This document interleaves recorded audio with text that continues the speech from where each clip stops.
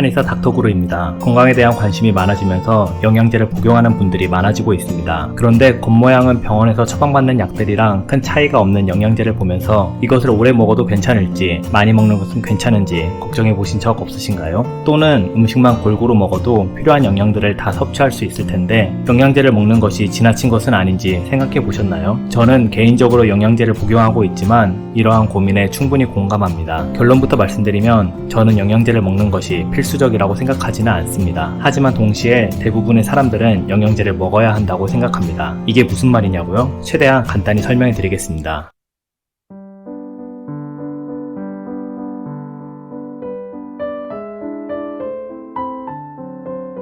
가장 이상적인 방법, 건강한 음식으로 충분한 영양소 섭취. 저는 영양제를 잔뜩 먹어서 필요한 영양소를 섭취하는 것이 가장 이상적인 방법이라고 생각하지 않습니다. 가장 이상적인 방법은 건강한 음식을 통해서 충분한 영양소들을 섭취하는 것입니다. 그럴 수만 있다면 우리는 영양제를 먹지 않고도 건강한 몸을 유지할 수 있을 것입니다. 이것이 불가능한 이유. 하지만 현대 사회에서 이것은 거의 불가능합니다. 첫 번째 문제는 식습관 때문입니다. 현대의 식습관은 탄수화물, 단백질, 지방 등 칼로리는 풍부하지만 야채나 기타 건강한 음식들에서 얻을 수 있는 비타민, 무기질 등의 함량은 매우 낮은 편입니다. 두 번째 문제는 식재료 자체의 영양소 함유량입니다. 식습관을 건강하게 바꾼다고 해도 대량으로 생산되는 식재료 자체가 과거 자연적인 식재료들보다 훨씬 낮은 영양소 함유량을 보여준다는 것입니다. 이런 이유들 때문에 현대인들은 비만이나 과체중 등 영양 과다 상태이지만 아이러니하게도 동시에 다른 의미에서는 영양 결핍 상태인 것이죠. 영양제 섭취로 문제들을 해결할 수 있음. 그러므로 현대인의 대부분은 양질의 영양제를 통해서 음식으로는 부족할 수 있는 영양소들을 채워주어야 합니다. 특히 특정 영양소의 결핍으로 건강에 문제가 생긴 경우에는 해당 영양제의 적절한 섭취가 선택이 아닌 필수입니다. 그럼에도 조심스러운 경우, 저 역시도 건강에 있어서만큼은 최대한 보수적이고 조심스럽게 접근합니다. 만약 위의 내용들에도 불구하고 영양제 섭취가 고민되시는 분들은 다음과 같은 영양제를 복용하십시오. 먼저 영양제의 종류는 최대한 가공이 덜 되고 자연적인 음식으로도 충분히 섭취했어야 하는 영양소들을 위주로 섭취하십시오. 또한 스스로 판단하여 메가도즈 등